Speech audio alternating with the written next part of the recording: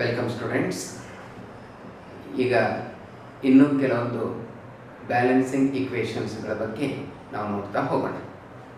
Okay, so ನಿನ್ನೆ ನಾನು 2 ಎಕ್ಸಾಂಪಲ್ಸ್ಗಳನ್ನು ಕೊಟ್ಟಿದ್ದಲ್ಲ,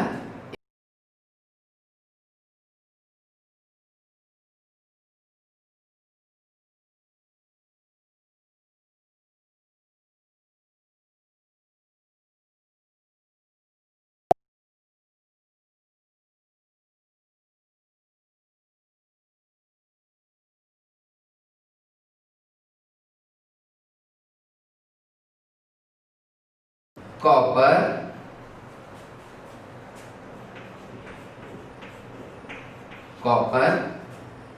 ಜೊತೆ ಕಾನ್ಸಂಟ್ರೇಟೆಡ್ ಅಂದ್ರೆ ನೀರನ್ನ ಮಿಕ್ಸ್ ಮಾಡದೆ ಇರುವಂತದ್ದು ಸಲ್ಫ್ಯೂರಿಕ್ ಆಸಿಡ್. ಇದರದ ಇನ್ನೊಂದು ಹೆಸರು ಈಗಾಗಲೇ ನಿಮಗೆ ಪರಿಚಯ ಇದೆ, ಅದೇ ಹೈಡ್ರೋಜನ್ ಸಲ್ಫೇಟ್ ಅಂತಲೂ ನಾವು ಕರೀಬಹುದು. Hydrogen sulphate.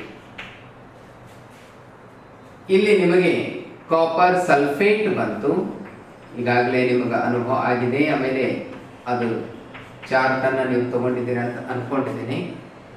Copper sulphate, water ಮತ್ತೆ ಸಲ್ಫರ್ ಡೈಆಕ್ಸೈಡ್. ಇದು ಆಕ್ಚುಲಿ ಗ್ಯಾಸ್ ರೂಪದಲ್ಲಿ ಹೊರಗಡೆ ಬರುತ್ತೆ. ಓಕೆ, ಇವಾಗ ಈ ಒಂದು ರಿಯಾಕ್ಷನ್ ಅನ್ನ ಬ್ಯಾಲೆನ್ಸ್ ಮಾಡ್ತಾ ಹೋಗೋಣ. ಈಗ ಕಾಪರ್ ಎಷ್ಟದ? 1. ನಾನು ಈಗಾಗಲೇ ಹೇಳಿದೆ ಹಿಟ್ ಅಂಡ್ ಟ್ರಯಲ್ ಮೆಥಡ್ಗೆ ಹೋಗ್ತೀವಿ ನಾವು. ಹಿಟ್ ಅಂಡ್ ಟ್ರಯಲ್ ಮೆಥಡ್ ಮುಖಾಂತರನೇ ನಾವು ಸಾಲ್ವ್ ಮಾಡ್ಲಿಕ್ಕೆ ಸಾಧ್ಯ. ಇನ್ನೊಂದು ಮೆಥಡ್ ಬರುತ್ತೆ, ಅದನ್ನು ನೀವು PUC ಫಸ್ಟ್ ಇಯರ್ ನಲ್ಲಿ ಓದ್ತೀರಿ. ಆಕ್ಸಿಡೇಷನ್ ರಿಡಕ್ಷನ್ ಮೆಥಡ್ ಅಂತ ಬರುತ್ತೆ, ಅಂದ್ರೆ ಆಕ್ಸಿಡೇಷನ್ ನಂಬರ್ ಮೆಥಡ್ ಅಂತ ಬರುತ್ತೆ, ಅಯಾನಿಕ್ ಈಕ್ವೇಷನ್ ಮೆಥಡ್ ಅಂತ ಬರುತ್ತೆ. ಅದು ನೀವು PUC ಫಸ್ಟ್ ಇಯರ್ ನಲ್ಲಿ ಓದ್ತೀರಿ. ಜನರಲ್ ಆಗಿ ಇದು ಎವರ್ ಗ್ರೀನ್ ಸಬ್ಜೆಕ್ಟ್ ಅಥವಾ ಎವರ್ ಗ್ರೀನ್ ಮೆಥಡ್ ಅಂತ ಅನ್ಬಹುದು ನಾವು, hit and trial method. So copper ಎಷ್ಟು ತಗೊಂಡಿದ್ವಿ? 1 ತಗೊಂಡಿದ್ವಿ. ಹೈಡ್ರೋಜನ್ ಎಷ್ಟಿದೆ ನೋಡ್ರಿ? 2 ಇದೆ. ಸಲ್ಫರ್ ಇಲ್ಲಿ 1 ಇದೆ. ಆಕ್ಸಿಜನ್ ಇಲ್ಲಿ 4 ಇವೆ. ಹೌದಾ? ಈ ಕಡೆ ನೋಡ್ರಿ, ಕಾಪರ್ 1 ಇದೆ, ಸಲ್ಫರ್ ಇಲ್ಲಿ 1 ಇದೆ, ಇಲ್ಲಿ 1 ಇದೆ, ಅಂದ್ರೆ ಟೋಟಲಿ 2 ಆಗ್ಯಾವ. ಆಕ್ಸಿಜನ್ ನೋಡ್ರಿ, ನೆಕ್ಸ್ಟ್ ನಾವು ಯಾವ ತಗೊಂಡ್ವಿ? ಕಾಪರ್ ಆಗೋಣ. ಓಕೆ, ಬ್ಯಾಲೆನ್ಸ್ ಅದೇ ಥರನೇ ಹೋಗ್ಬೇಕಾದ್ರೆ ಅನುಕೂಲ ಆಗುತ್ತೆ. ಹೈಡ್ರೋಜನ್ ಎಷ್ಟವ ನೋಡ್ರಿ? 2 ಇದೆ. ಹೈಡ್ರೋಜನ್ ಆದ ನಂತರ ಸಲ್ಫರ್ ಬರ್ದಿದ್ದೆ ನಾನು, ಸಲ್ಫರ್ 2 ಇದೆ ಆಲ್ರೆಡಿ. ಓಕೆ, ಸಲ್ಫರ್ ಆದ ನಂತರ ಸಲ್ಫರ್ ನೋಡ್ರಿ, ಇಲ್ಲಿ 1, ಇಲ್ಲಿ 1, 2 ಇದೆ. ಆಕ್ಸಿಜನ್ ಇಲ್ಲಿ 4 ಇದೆ, ಬಟ್ ಇಲ್ಲಿ 4 ಪ್ಲಸ್ 1 5 ಪ್ಲಸ್ 2 7 ಇದೆ. ಓಕೆ, ಈಗ ಒಂದು ಪಾಯಿಂಟ್ ನೋಡ್ರಿ, ಈವನ್ ಇದ್ದದ್ದು ಆಡ್ ಇದ್ದದ್ದು ಈವನ್ ನಲ್ಲಿ, ಇದು ಆಡ್ ಇದೆ, ಇದು ಈವನ್ ಇದೆ. ಇವುಗಳನ್ನ ಬ್ಯಾಲೆನ್ಸ್ ಮಾಡಿದಾಗ ಸ್ವಲ್ಪ ತ್ರಾಸ ಆಗುತ್ತೆ, ಅಂತವುಗಳನ್ನ ಮೊದಲು ನಾವು ಹಿಡಿಲಿಕ್ಕೆ ಹೋಗಬಾರದು. ಕಾಪರ್ ಇಲ್ಲಿನೂ 1 ಇದೆ, ಇಲ್ಲಿನೂ 1 ಇದೆ. So copper point of view tension ಇಲ್ಲ ಅಂತ ಅರ್ಥ. ಸೆಕೆಂಡ್ ನೋಡ್ರಿ, ಈಗ ಸಲ್ಫರ್ ಇಲ್ಲಿ 1, ಇಲ್ಲಿ 1, 2 ಇದೆ, ಬಟ್ ಇಲ್ಲಿ 1 ಇದೆ. ಅಂದ್ರೆ ಇದನ್ನ ಮಿನಿಮಮ್ ನಾನು 2 ಮಾಡ್ಕೊಳ್ಬೇಕಾ ಈಗ? ಸೊ 2 ಮಾಡ್ಕೊಂಡಾಗ ಇಲ್ಲಿ ಸಲ್ಫರ್ ಎಷ್ಟದು? 2 ಅದು. ಇಲ್ಲಿನೂ ಸಲ್ಫರ್ 2 ಅದು. ಓಕೆ, ಬ್ಯಾಲೆನ್ಸ್ ಆಯ್ತು. ಇನ್ನು ಹೈಡ್ರೋಜನ್ ಎಷ್ಟದು? ಇಲ್ಲಿ 2 4. ಇಲ್ಲಿ ಎಷ್ಟವ? ಕೇವಲ 2 ಅವ. ಸೊ ಇದನ್ನ ನಾನು 2 ಅಂತೂ ಮಿನಿಮಮ್ ಮಾಡ್ಕೊಳ್ಳೇಬೇಕೀಗ. ಅಂದಾಗ ಇಲ್ಲಿ ಹೈಡ್ರೋಜನ್ 4 ಆಯ್ತು. ಅದೇ ಇಲ್ಲಿ ಹೈಡ್ರೋಜನ್ 2 ಮಾಡಿರೋದ್ರಿಂದ ಇದನ್ನು ಸಹಿತ 4 ಆಯ್ತು. ಅಂದ್ರೆ ಈಗ ನಾನು ಬ್ಯಾಲೆನ್ಸ್ ಮಾಡಿದ್ದು ಪ್ರೆಸೆಂಟ್ ಸಿಚುವೇಶನ್ ನಲ್ಲಿ ಕಾಪರ್ ಬ್ಯಾಲೆನ್ಸ್ ಆಗಿದೆ. ಓಕೆ, ಸೆಕೆಂಡ್ ಹೈಡ್ರೋಜನ್ ಬ್ಯಾಲೆನ್ಸ್ ಆಗಿದೆ. ಓಕೆ, ಸಲ್ಫರ್ ಬ್ಯಾಲೆನ್ಸ್ ಆಗಿದೆ. ಓಕೆ, ಇನ್ನು ಆಕ್ಸಿಜನ್ ಎಷ್ಟಾದ್ರು ನೋಡ್ರಿ? 2 4 8 ಬರೀಲ್ಲ ಇಲ್ಲಿ. ಅಂದ್ರೆ ಮೊದಲು ಯಾವಾಗ್ಲೂ ಮಿನಿಮಮ್ ನಂಬರ್ ನಿಂದೇ ಹೋಗ್ಬೇಕು, ಆಮೇಲೆ ಮ್ಯಾಕ್ಸಿಮಮ್ ನಂಬರ್ಸ್ ಹೋಗಬೇಕು. ಸೊ 2 ಇಂಟು 4 8 ಆಕ್ಸಿಜನ್ ಈ ಕಡೆ ಅದು, ಈ ಕಡೆ ನೋಡ್ರಿ ಇಲ್ಲಿ 4 ಇದೆ, ಇಲ್ಲಿ 2 ಇದೆ, ಇಲ್ಲಿ 2 ಇದೆ, ಅಂದಾಗ ಟೋಟಲ್ ಎಷ್ಟಾದ್ರು ರೀ 4 ಪ್ಲಸ್ 2 6, 6 ಪ್ಲಸ್ 2 8. ಈ ಕಡೆನೂ 8 ಆಯ್ತು, ಈ ಕಡೆನೂ 8 ಆಯ್ತು. So totally equation is balanced. ಇದು balance in the equation. Okay, ಇದು ಒಂದು ಎಕ್ಸಾಂಪಲ್ ಆಯ್ತು. ಈಗ ಇನ್ನೊಂದು ಸ್ವಲ್ಪ ಟಫ್ ಇರುವಂತದ್ದನ್ನ ತಗೊಳ್ತಾ ಹೋಗೋಣ. ಸೊ ಇಲ್ಲಿ ಫಸ್ಟ್ ಯಾವಾಗ್ಲೂ ನೀವೇನ್ ಮಾಡ್ಬೇಕು, ಸಿಂಗಲ್ ಆಟಮ್ಸ್ ಗಳು ಎಲ್ಲವ ಅವುಗಳನ್ನ ಹೈಲೈಟ್ ಮಾಡ್ಕೊಳ್ರಿ. ಎರಡನೇ ಲಾಜಿಕ್ ಅಥವಾ ಎರಡನೇ ಪಾಯಿಂಟ್ ಏನಪ್ಪಾ ಅಂದ್ರೆ, ಆಡ್ ಇದ್ದದ್ದು ಇವನ್, ಇವನ್ ಇದ್ದದ್ದು ಆಡ್ ಅನ್ನ ಸಾಧಾರಣವಾಗಿ ಮುಟ್ಲಿಕ್ಕೆ ಹೋಗ್ಬೇಡ್ರಿ. ಅದು ತಾನೇ ಇನ್ನೊಂದು ಬ್ಯಾಲೆನ್ಸ್ ಮಾಡೋದ್ರ ಮುಖಾಂತರ ಅವು ಎರಡು ಈವನ್ ಆಗರೆ ಕನ್ವರ್ಟ್ ಆಗ್ತವೆ, ಇಲ್ಲ ಆಡ್ ಆಗರೆ ಕನ್ವರ್ಟ್ ಆಗಿರ್ತಾವ. ಇವು ಎರಡು ಲಾಜಿಕ್ ಅನ್ನ ನೀವು ಯೂಸ್ ಮಾಡ್ಕೊಂಡ್ರಿ ಅಂದ್ರೆ ಆಲ್ಮೋಸ್ಟ್ ಕ್ಲಿಯರ್ ಆಗುತ್ತೆ. ಮೂರನೇದು ಏನಪ್ಪಾ ಅಂದ್ರೆ, ಮಿನಿಮಮ್ ನಂಬರ್ ನಿಂದ ಶುರು ಮಾಡಬೇಕು. ಒಮ್ಮೆ 6, 7 ನಂಬರ್ಸ್ ತಗೊಳ್ಬಾರ್ದು. ಮೊದಲು 2ರಿಂದ ಟ್ರೈ ಮಾಡಬೇಕು, 3ರಿಂದ ಟ್ರೈ ಮಾಡಬೇಕು, 4ರಿಂದ ಟ್ರೈ ಮಾಡಬೇಕು. ಆಮೇಲೆ ಇಲ್ಲಿ ಬಹಳ ಇಂಪಾರ್ಟೆಂಟ್ ಏನಪ್ಪಾ ಅಂದ್ರೆ, ವಿಜ್ಞಾನ ವಿದ್ಯಾರ್ಥಿ ಒಂದು ವಿಶೇಷ ಗುಣಲಕ್ಷಣ ಅಂದ್ರೆ ಒಂದೇ ಮೂಮೆಂಟ್ ನಲ್ಲಿ 4-5 ಡೈರೆಕ್ಷನ್ ನಲ್ಲಿ ಥಿಂಕ್ ಮಾಡ್ತಾ ಇರಬೇಕು. ಅದೇ ವಿಜ್ಞಾನ ವಿದ್ಯಾರ್ಥಿಯ ಲಕ್ಷಣ.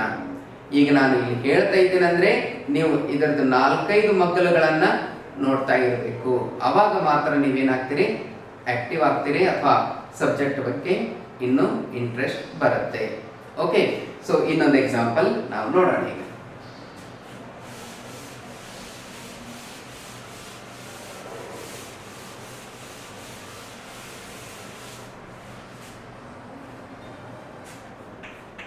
NaOH plus HCl give rise to NaCl plus H2O. ಈ ರಿಯಾಕ್ಷನ್ ನೋಡ್ರಿ, Na ಒಂದಿದೆ, ಇಲ್ಲೂ ಸಹಿತ Na ಒಂದಿದೆ, ಇಲ್ಲಿ O ಒಂದಿದೆ, ಇಲ್ಲೂ ಸಹಿತ O ಒಂದಿದೆ, ಇಲ್ಲಿ H 1 ಪ್ಲಸ್ 1 2 ಇದೆ, ಇಲ್ಲೂ ಸಹಿತ 2 H ಇದೆ, ಇಲ್ಲೂ Cl ಒಂದಿದೆ, ಇಲ್ಲೂ Cl ಒಂದಿದೆ. ಅಂದ್ರೆ ಈ ಒಂದು ಈಕ್ವೇಶನ್ ಅಲ್ಲಿ ಬ್ಯಾಲೆನ್ಸ್ ಮಾಡೋ ಅವಶ್ಯಕತೆನೇ ಬೀಳೋದಿಲ್ಲ. ಇದು ಒಂದು ಎಕ್ಸಾಂಪಲ್ ಆಯ್ತು. ಇನ್ನೊಂದು ಎಕ್ಸಾಂಪಲ್, ಸಾಮಾನ್ಯವಾಗಿ ಆರ್ಗ್ಯಾನಿಕ್ ರಿಯಾಕ್ಷನ್ಸ್ಗಳು, ಆರ್ಗ್ಯಾನಿಕ್ ರಿಯಾಕ್ಷನ್ಸ್ ಅಂತ ನಾವು ಕರಿತೀವಿ, ಅಥವಾ ಸಾವಯವ ರಿಯಾಕ್ಷನ್ಸ್ಗಳಂತೆ ನಾವು ಕ್ರಿಯೆಗಳನ್ನು ನಾವೇನು ಕರಿತೀವಲ್ಲ ಅಲ್ಲಿ. ಈಗ ಒಂದು ಉದಾಹರಣೆ ನಾನು ತಗೊಳ್ತೀನಿ ನೋಡ್ರಿ. CH3 CHO plus H2 give rise to CH3 CH2 OH plus ಇದನ್ನು ನಾನು ರಿಡಕ್ಷನ್ ಮಾಡ್ತಾ ಇದ್ದೀನಿ, CH3 CH2 OH. Okay, so ಅಂದಾಗ ಕೆಲವು ಸಂದರ್ಭಗಳಲ್ಲಿ ನೀರು ಬಿಡುಗಡೆ ಆಗುತ್ತೆ, ಕೆಲವು ಸಂದರ್ಭಗಳಲ್ಲಿ ನೀರು ಬಿಡುಗಡೆ ಆಗೋದಿಲ್ಲ. ಇಲ್ಲಿ ನೋಡ್ರಿ, ಜಸ್ಟ್ ಸಿಂಪಲ್ ರಿಡಕ್ಷನ್ ಅಂತ ಹೇಳಿ ನಾವು ಕರಿತೀವಿ, ಮುಂದಿನ ಕ್ಲಾಸ್ನಲ್ಲಿ ನಾನು ಹೇಳ್ತೀನಿ. ಅಂದಾಗ ಇಲ್ಲಿ ಕಾರ್ಬನ್ ಎಷ್ಟು 2, ಇಲ್ಲೂ ಸಹಿತ ಕಾರ್ಬನ್ 2 ಇದೆ ನೋಡ್ರಿ. ಹೈಡ್ರೋಜನ್ ನೋಡ್ರಿ 3 ಪ್ಲಸ್ 1 4 ಇದೆ, 4 ಪ್ಲಸ್ 2 6 ಇದೆ, ಟೋಟಲಿ ಹೈಡ್ರೋಜನ್ 6 ಇದೆ. ಇಲ್ಲಿ ನೋಡ್ರಿ 3 ಪ್ಲಸ್ 2 5, 5 ಪ್ಲಸ್ 1 6. ಆಕ್ಸಿಜನ್ 1 ಇದೆ, ಇಲ್ಲೂ ಆಕ್ಸಿಜನ್ 1 ಇದೆ. ಅಂದಾಗ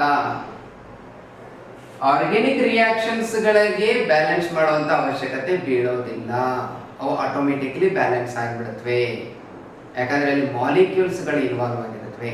ಹೀಗಾಗಿ ಮಾಲಿಕ್ಯೂಲ್ಸ್ ಆಸ್ ಇಟ್ ಈಸ್ ಏನಾಗ್ತಾ ಹೋಗುತ್ತವೆ, ರೀಪ್ಲೇಸ್ ಆಗ್ತಾ ಹೋಗುತ್ತವೆ. ಸೊ ಹೀಗಾಗಿ ಆರ್ಗ್ಯಾನಿಕ್ ರಿಯಾಕ್ಷನ್ಸ್ ಗಳನ್ನು ಬ್ಯಾಲೆನ್ಸ್ ಮಾಡೋ ಒಂದು ಕಷ್ಟ ಇರೋದಿಲ್ಲ. ನಮಗೆ ಬ್ಯಾಲೆನ್ಸ್ ಮಾಡೋದು ರಿಯಾಕ್ಷನ್ಸ್ ಅಂದ್ರೆ ಇನ್ಆರ್ಗ್ಯಾನಿಕ್ ರಿಯಾಕ್ಷನ್ಸ್ ಅಂದ್ರೆ ನಿರವಯವ ಕ್ರಿಯೆಗಳು ಮಾತ್ರ. ಸೊ ಈಗ ಆರ್ಗ್ಯಾನಿಕ್ ಒಂದು ಎಕ್ಸಾಂಪಲ್ ನಾವು ನೋಡಿದ್ವಲ್ಲ. ಸೊ ಹೀಗಾಗಿ ಆರ್ಗ್ಯಾನಿಕ್ ರಿಯಾಕ್ಷನ್ಸ್ ಗಳನ್ನು ಬ್ಯಾಲೆನ್ಸ್ ಮಾಡುವಂತ ಪ್ರಮೇಯ ಜನರಲಿ ಬರೋದಿಲ್ಲ. ಇವಾಗ ನೋಡ್ರಿ ಇನ್ನೊಂದು ಎಕ್ಸಾಂಪಲ್ ನಾವು ನೋಡೋಣ. K2Cr2O7 plus H2SO4 plus FeSO4. So ಇವಾಗ ನಾನು ನಿಮಗೆ ಒಂದು 30 ಸೆಕೆಂಡ್ಗಳನ್ನು ಕೊಟ್ಟಿರ್ತೀನಿ. ಇದರ ಹೆಸರು ಮತ್ತು ಇದರ ಹೆಸರನ್ನ ನೀವು ಬರೀಬಹುದಾ ಯೋಚನೆ ಮಾಡಿ ನೋಡ್ರಿ. ಆ ಚಾರ್ಟ್ ನಿಮ್ಮ ಹತ್ರ ಇತ್ತು, ಪರ್ಫೆಕ್ಷನ್ ನಿಮ್ಮ ಹತ್ರ ಇತ್ತು ಅಂದ್ರೆ ಇಮಿಡಿಯೇಟ್ಲಿ ಹೇಳ್ಬಹುದು. ಇದು ಪೊಟ್ಯಾಷಿಯಂ, ನೀವು ಹೇಳಿರ್ತೀರಿ ಪೊಟ್ಯಾಷಿಯಂ ಡೈಕ್ರೋಮೇಟ್. ಇದು ಡೈಕ್ರೋಮೇಟ್. ಇದು ಈಗಾಗಲೇ ನಿಮ್ಮ ಅನುಭವಕ್ಕಿದೆ ಸಲ್ಫ್ಯೂರಿಕ್ ಆಸಿಡ್. ಇದು ಫೆರಸ್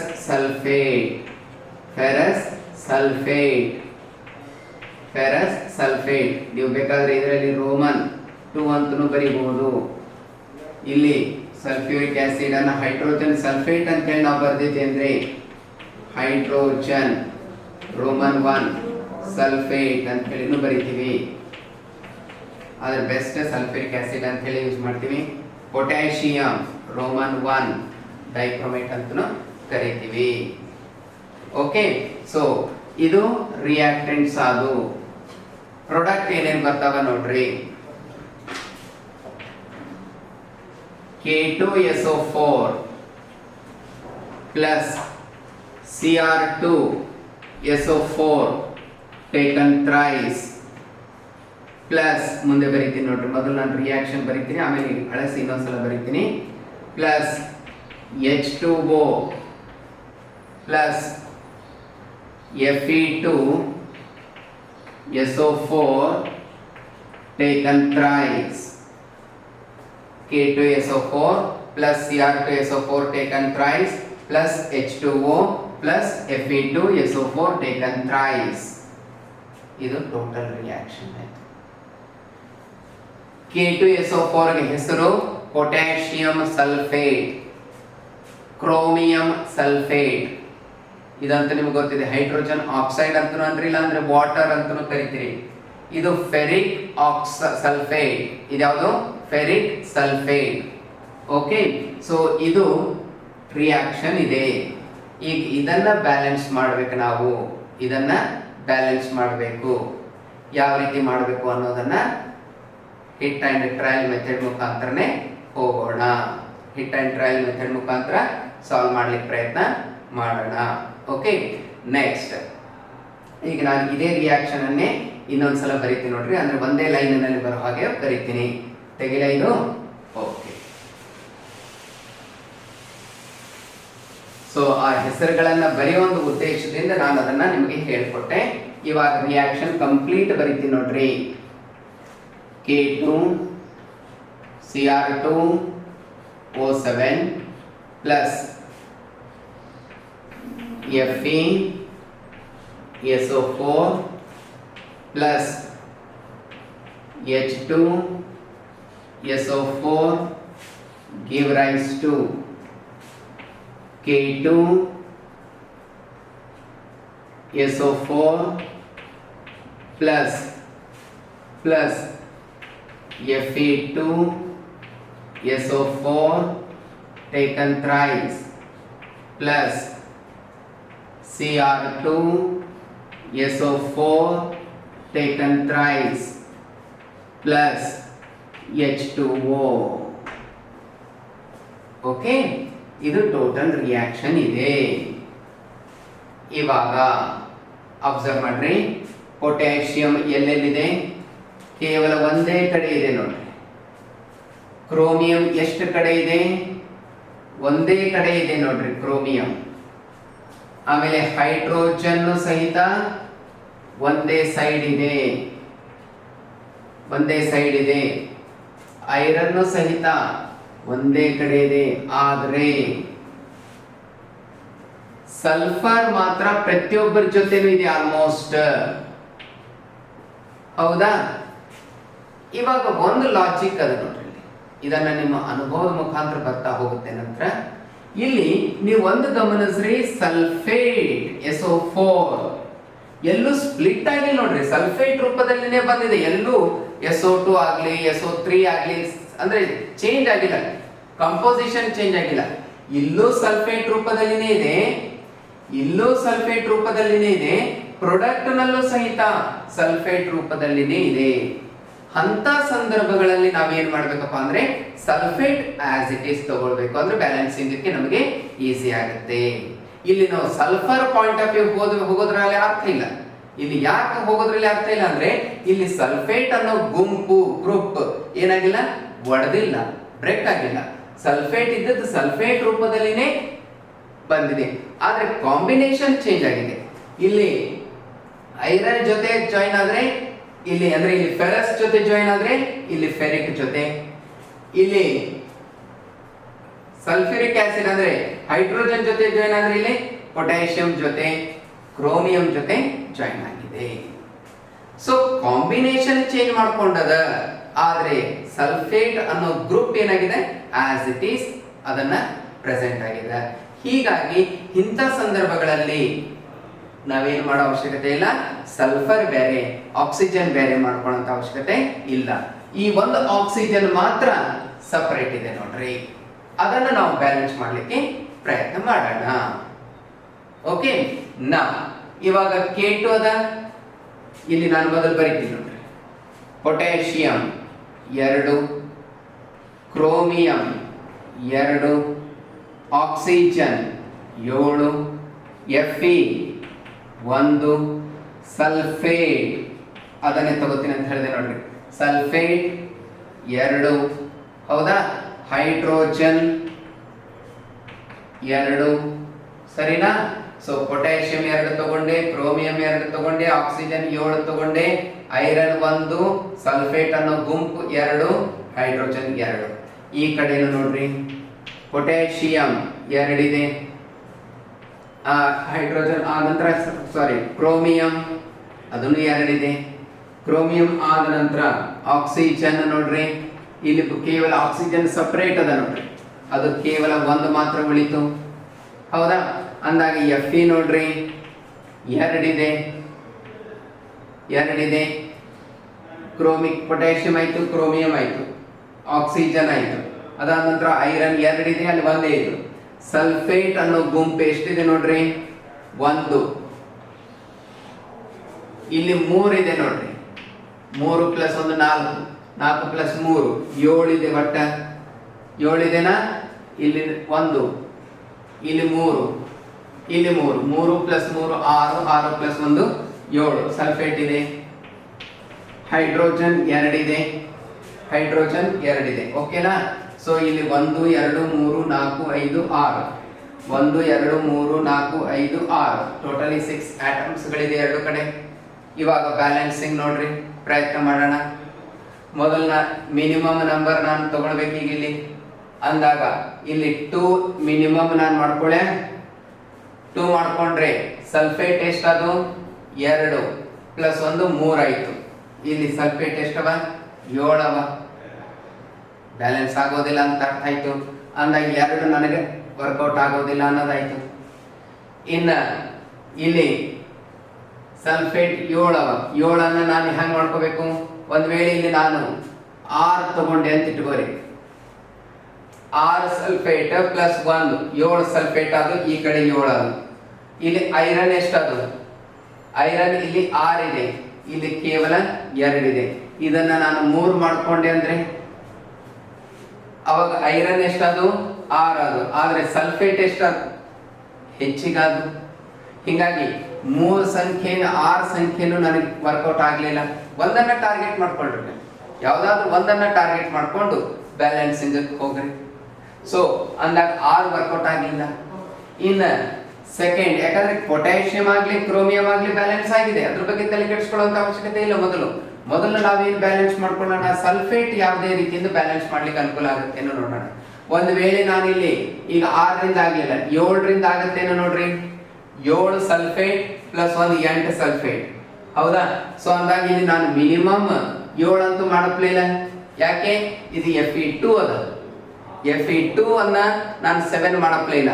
ಯಾಕಂದ್ರೆ ಇದು ಯಾವಾಗಲೂ ಈವನ್ ನಂಬರ್ ಬರ್ತಾ ಹೋಗುತ್ತೆ. ಈಗ ನಾನು 3 ತಗೊಂಡೆ ಅಂದ್ರೆ 6 ಆಯ್ತು, 4 ತಗೊಂಡ್ರೆ ಅಂದ್ರೆ 8 ಆಯ್ತು. ಹೌದಾ? ಸೊ ಹೀಗಾಗಿ 7 ವರ್ಕೌಟ್ ಆಗೋದಿಲ್ಲ ನನಗೆ. 8 ತಗೊಂಡು ನೋಡೋಣ. ಇಲ್ಲಿ ನಾನು 4 ಮಾಡ್ಕೊಂಡೆ ಅಂತ ಇಟ್ಕೊಳ್ರಿ. ಅವಾಗ ಸಲ್ಫೇಟ್ ಎಷ್ಟಾದು? 8 + 1 9 ಆಯ್ತು. ಇಲ್ಲಿ 1 4 3 12 ಮತ್ತೆ ಬ್ಯಾಲೆನ್ಸ್ ಆಗ್ಲಿಲ್ಲ. ಸೊ ಅಂದಾಗ ಇಲ್ಲಿ ನಾನು 8 ವರ್ಕೌಟ್ ಆಗ್ಲಿಲ್ಲ, ನನಗೆ 9 ಆಗೋದಿಲ್ಲ. ಯಾಕಂದ್ರೆ ಈವನ್ ನಂಬರ್ ಅಲ್ಲದ, ಆಡ್ ನಂಬರ್ ಇಲ್ಲದ, ಅದಕ್ಕೆ ಅದು ಮಾಡೋದು ಬೇಡ ಅಂತ ಹೇಳಿದೆ ನಾನು. ಈಗ ನಾನು ಒಂದ್ ವೇಳೆ 10 ತಗೊಂಡೆ ಅಂತ ಇಟ್ಕೊಳ್ರಿ. ಅವಾಗ ಇಲ್ಲಿ ಮಿನಿಮಮ್ ನಾನು ಎಷ್ಟು ತಗೊಳ್ಬೇಕಾಗುತ್ತೆ? 5 ತಗೊಳ್ಬೇಕಾಗುತ್ತೆ. ಅವಾಗ ಈಗ ಒಂದ್ಸಲ ಲಾಜಿಕಲಿ ನಾವು ಯೋಚನೆ ಮಾಡೋಣ ಈಗ.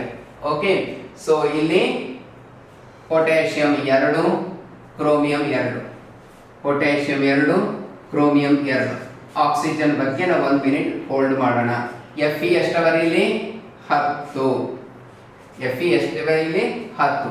ಇಲ್ಲಿ 5 10, 5 10. ಇನ್ನು ಸಲ್ಫೇಟ್ ಎಷ್ಟಾದ್ರು ನೋಡ್ರಿ? 10 ಪ್ಲಸ್ 1 11 ಆಯ್ತು. 11 ಏನದ? ಸಲ್ಫೇಟ್ ಅವ. ಇಲ್ಲಿ 11 ಬ್ರಾಕೆಟ್ ನಾಗ ಬರೀತೀನಿ ನೋಡ್ರಿ. 11 ಅಂದಾಗ ಇಲ್ಲಿ ಸಲ್ಫೇಟ್ ಎಷ್ಟಾದ್ರು ನೋಡ್ರಿ? 1 ಪ್ಲಸ್ 5 3 15, 15 ಪ್ಲಸ್ 3 18 ಆಗ್ಯಾವ. 18 ಆಗ್ಯಾವ. ಓಕೆ, 18 ಅವ. ಸೊ ಹಾಗಾಗಿ ಇವಾಗ ನಾನು ಏನ್ ಮಾಡಬೇಕು? ಸಲ್ಫೇಟ್ ಬ್ಯಾಲೆನ್ಸ್ ಆಗಿಲ್ಲ, ಬಟ್ ಐರನ್ ಬ್ಯಾಲೆನ್ಸ್ ಆಗ್ಯದ. ಇವಾಗ ನಾನು ಏನ್ ಮಾಡ್ತೀನಿ? O7 ಅದ ಇಲ್ಲಿ. ಒಂದು ವೇಳೆ ನಾನು ಇಲ್ಲಿ 7H2O ಮಾಡಿದೆ ಅಂತಲೂ ಇಟ್ಕೊಳ್ರಿ. ಯಾಕಂದ್ರೆ oxygen point of view balance ಮಾಡ್ಕೋಬೇಕು. 7ರಲ್ಲಿ 14 ಹೈಡ್ರೋಜನ್ ಬೇಕು ಅಂದಾಗ ಇಲ್ಲಿ ನಾನು 7 ತಗೊಂಡೆ ಅಂತ ಇಟ್ಕೋರಿ. ಅವಾಗ ಎಷ್ಟಾದೀವು? 11 + 7 18 ಆಯ್ತು. ಸೊ ಅಂದಾಗ ಸಲ್ಫೇಟ್ ಎಷ್ಟದು? 18 ಅದು. ಆಕ್ಸಿಜನ್ ಎಷ್ಟವ ಇಲ್ಲಿ? 7 ಅವ. ಇಲ್ಲಿ ಎಷ್ಟದು? 7 ಆಯ್ತು ನೋಡ್ರಿ. ಆಕ್ಸಿಜನ್ 7 ಆಯ್ತು. ಹೌದಾ?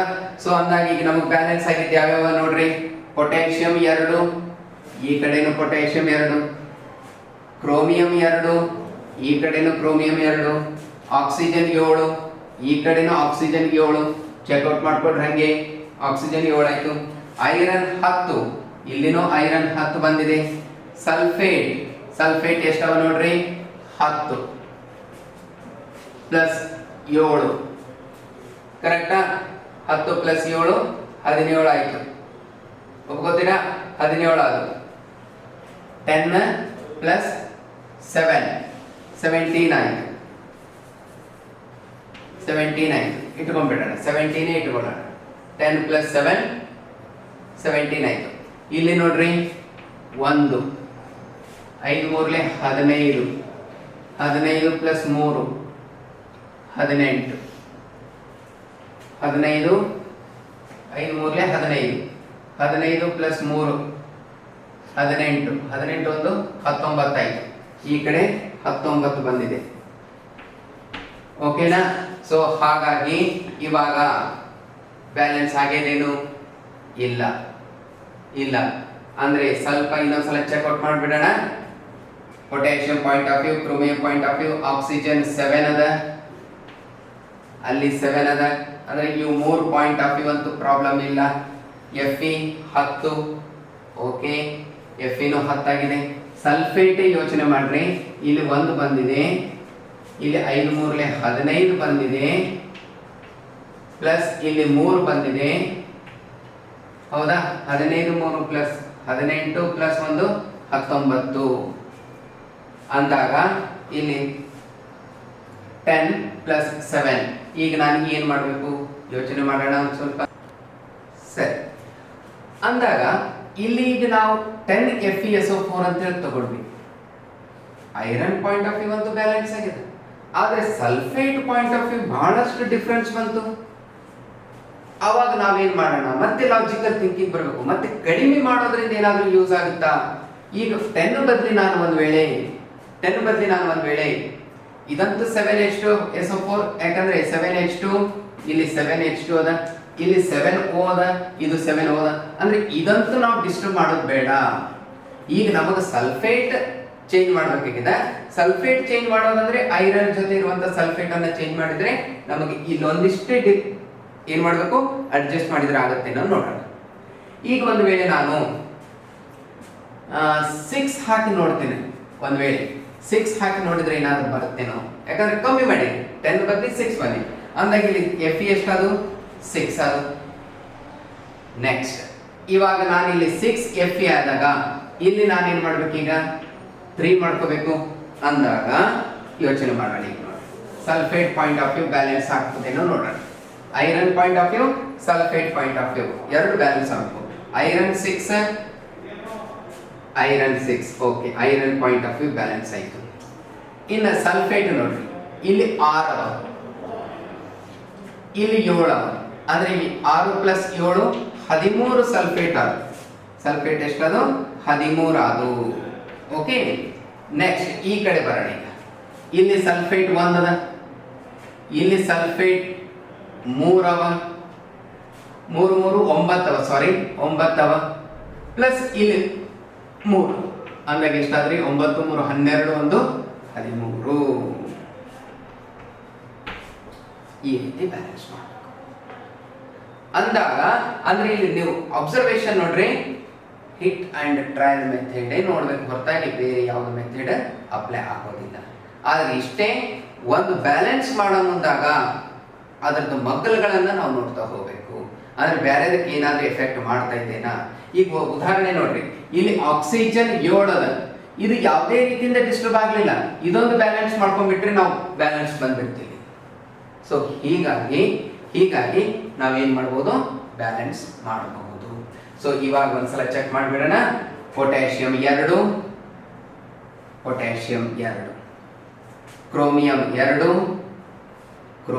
2, ಆಕ್ಸಿಜನ್ 7, ಅಂದ್ರೆ ಇವು 3 ಬ್ಯಾಲೆನ್ಸ್ ಆಗಿದೆ ಅಂತ ಅರ್ಥ ಆಯ್ತಾ. ನೆಕ್ಸ್ಟ್ ಐರನ್ 6, ಇಲ್ಲಿ ಐರನ್ 6, ಸಲ್ಫೇಟ್ ನಾನು ಹೇಳಿದೆ ಈಗಾಗಲೇ, ಯಾಕೆ ಎಲ್ಲಿ ಮಾಲಿಕ್ಯೂಲ್ ಒಡೆದಿಲ್ಲ ಅದನ್ನ ಆಸ್ ಇಟ್ ಇಸ್ ತಗೊಳ್ಳೋದೇ ನಮಗೆ ಬ್ಯಾಲೆನ್ಸ್ ಮಾಡಲಿಕ್ಕೆ ಅನುಕೂಲ ಆಗುತ್ತೆ. Sulphur point of view balance ಮಾಡಿದ್ರೆ ಇನ್ನೂ ಕಷ್ಟ ಆಗ್ತಾ ಹೋಗುತ್ತೆ. ಇಲ್ಲೇನಿಲ್ಲ, ನಂಬರ್ಗಳನ್ನು ಒಗಿತಾ ಹೋಗೋದು, ಮಿನಿಮಮ್ ನಂಬರ್ನಿಂದ ಮ್ಯಾಕ್ಸಿಮಮ್ ನಂಬರ್ಗೆ ಹೋಗೋದು. ಸೊ ಐರನ್ 6, ಸಲ್ಫೇಟ್ 13 ಇದೆ, 6 ಟೋಟಲ್ 6 ಅದು, ಪ್ಲಸ್ 7, 6 + 7 13 ಆಯ್ತು. ಇಲ್ಲಿ 1 3 3 9, 3 3 9, ಇಲ್ಲಿ 3 3 + 9 + 1 13. ಹೈಡ್ರೋಜನ್ ನೋಡ್ರಿ, ಹೈಡ್ರೋಜನ್ ಎಷ್ಟಿದೆ ಇಲ್ಲಿ 7 14, ಇಲ್ಲಿ ನೋಡ್ರಿ 7 14. Okay, so that is how to balance the equation. ಒಂದು ಎಕ್ಸಾಂಪಲ್ ಕೊಡ್ತೀನಿ, ಮನೆಯಲ್ಲಿ ಟ್ರೈ ಮಾಡ್ತೀರಾ? ಇಲ್ಲಿ ಬರ್ದಿರ್ತೀನಿ ನೋಡ್ರಿ, ತೆಗಿಲ ಇದು. ಓಕೆ, ಒಂದು ಎಕ್ಸಾಂಪಲ್ ಕೊಟ್ಟು ವೈಂಡ್ ಅಪ್ ಮಾಡ್ತೀನಿ ನೋಡ್ರಿ class. KmNO4 plus H2SO4 plus FeSO4 give rise to K2SO4 plus MnSO4 plus Fe2SO4 taken thrice plus H2O. ಅಲ್ಲಿ K2Cr2O7 ಬದಲಿ KmNO4 ಅನ್ನು ತಗೊಂಡಿದ್ದೀನಿ. So KmNO4 plus H2SO4 plus FeSO4 give rise to K2SO4 plus MnSO4 Fe2SO4 taken thrice plus H2O. ಇವಾಗ ನೀವು ಒಂದು ಕೆಲಸ ಮಾಡಬೇಕು, ಇವತ್ತು ಇವುಗಳ ಹೆಸರುಗಳನ್ನು ನಿಮಗೆ ಗೊತ್ತಿರಬೇಕು, ಆಮೇಲೆ ಬ್ಯಾಲೆನ್ಸ್ ಅನ್ನು ಮಾಡ್ಕೊಂಡು ಬರಬೇಕು. ನೆಕ್ಸ್ಟ್ ಕ್ಲಾಸ್ನಲ್ಲಿ ಟೈಪ್ಸ್ ಆಫ್ ರಿಯಾಕ್ಷನ್ಸ್ಗಳ ಬಗ್ಗೆ ನಾವು ಡಿಸ್ಕಷನ್ ಮಾಡೋಣ. ಅದಕ್ಕಿಂತ ಮುಂಚೆ ಇದನ್ನು ನಾನು ನಿಮಗೆ ಆನ್ಸರ್ನು ಹೇಳಿರ್ತೇನೆ. ನಿಮ್ಮ ಪ್ರಯತ್ನ ಮುಖ್ಯ. ಓಕೆ.